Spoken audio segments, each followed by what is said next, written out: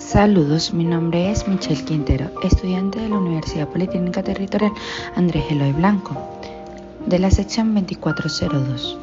Les voy a hablar sobre las normas sobre el control de contaminación generada por el ruido, decreto número 2217 del 23 de abril de 1992, donde se establecen las normas sobre el control de la contaminación generada por el ruido. Este decreto fue publicado en Gaceta Oficial de la República Bolivariana de Venezuela número 4.418, extraordinario del 27 de abril de 1992. El contenido de este decreto contiene disposiciones generales para el control de contaminación generada por el ruido. Estas disposiciones abarcan diferentes aspectos relacionados con la emisión de ruido y su impacto en el medio ambiente y la salud pública. El decreto establece límites máximos de emisión de ruido para diferentes tipos de fuentes como vehículos, maquinaria industrial y equipos de construcción. También establece requisitos para la medición y evaluación del ruido, así como para la protección de las áreas sensibles al ruido, como zonas residenciales y hospitales. Su aplicación y cumplimiento establece las responsabilidades de las autoridades competentes para la aplicación y cumplimiento de las normas de control de contaminación generada por el ruido. Estas autoridades son responsables de realizar inspecciones y monitoreo para verificar el cumplimiento de los límites de emisión de ruidos establecidos en el decreto. También se establecen sanciones y medidas correctivas para aquellos que no cumplen con las normas. ¿Por qué es importante la norma sobre el control de la contaminación generada por el ruido? Son importantes para proteger el medio ambiente y la salud pública. El ruido excesivo puede tener efectos negativos en la calidad de vida de las personas, causando estrés, trastorno del sueño y problemas de la calidad de vida de las personas. Y así como interfieren con las actividades diarias de las personas porque pueden afectar la flora y la fauna. Por lo tanto, es fundamental establecer límites y regulaciones para controlar y reducir la contaminación generada por el ruido. En el capítulo 1 nos encontramos con las disposiciones generales. El objetivo del decreto es establecer normas para el control de la contaminación producida por fuentes fijas o móviles o generadas por el ruido. En el ámbito de la aplicación del decreto se refiere a las fuentes fijas ubicadas fuera del local donde se opera y pueden producir ruido. Se exceptúan de este decreto las situaciones de emergencia como las emisiones de ruidos por ambulancia, camiones de extinción de incendios, vehículos de seguridad del Estado, sistemas de alarmas especiales o entre otros. Los casos de ruido generados por actividades comerciales, domésticas y sociales que causen molestia en el vecindario se consideran alteración del orden público y serán sometidos al conocimiento de las autoridades competentes. En el capítulo 2 nos encontramos los niveles de ruido ambiental. Se establecen los niveles de ruidos tolerables para diferentes zonas y periodos diurnos y nocturnos. Los niveles de ruidos tolerables se clasifican en 5 zonas, de la zona 1 hasta la zona 5, con diferentes niveles de decibeles para cada zona. En el capítulo 3 tenemos los niveles de ruidos emitidos por vehículos de transporte terrestre, donde se establecen permitidos para diferentes tipos de vehículos como motocicletas, automóviles, autobuses y camiones, entre otros. En el capítulo 5 tenemos el ruido emitido por aeronaves. Aquí se aplican las normas contenidas en el anexo 16 del convenio de la Organización de la Aviación Civil Internacional (DACI) en relación al ruido emitido por aeronaves. En el capítulo 5 nos encontramos con el control de las fuentes fijas de contaminación por ruido, donde se establecen los niveles permisibles de ruido para las fuentes fijas y se indican los casos en que se deben reducir los niveles del ruido. Y en el capítulo 6 nos encontramos el control de actividades ruidosas, donde se aplican las disposiciones para la regulación o construcción o reparaciones de mayores edificaciones y vías en las zonas definidas en el decreto. En el capítulo 7 nos encontramos los procedimientos.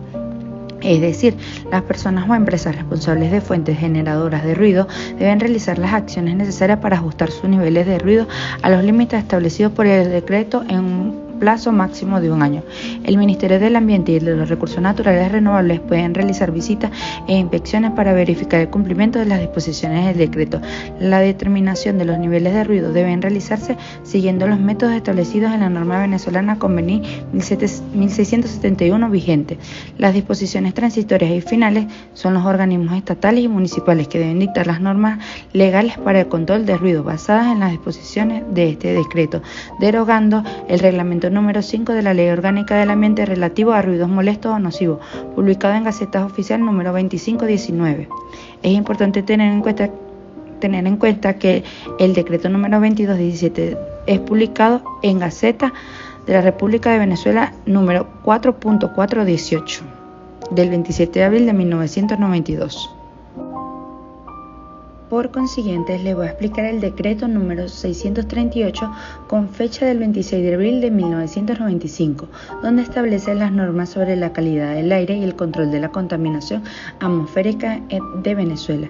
El decreto número 638 consta de varias disposiciones generales que abordan diferentes aspectos relacionados con la calidad del aire y la contaminación atmosférica. Estas disposiciones incluyen medidas para la prevención y control de la contaminación, la promoción de tecnologías limpias, la protección de la salud humana y el medio ambiente y la supervisión y evaluación de la calidad del aire. Este decreto establece los diferentes niveles de contaminación atmosférica y define las acciones que deben tomarse en cada caso. Por ejemplo, se establece que las zonas con niveles superiores a 300 se deben implementar medidas extraordinarias de mitigación. Este decreto está vigente parcialmente, lo que significa que algunas disposiciones pueden haber sido modificadas o actualizadas desde su promulgación inicial. En Venezuela se establecen las normas sobre la calidad del aire y el control de la contaminación atmosférica en este decreto. Esta norma es de gran importancia para proteger el medio ambiente y la salud de la población.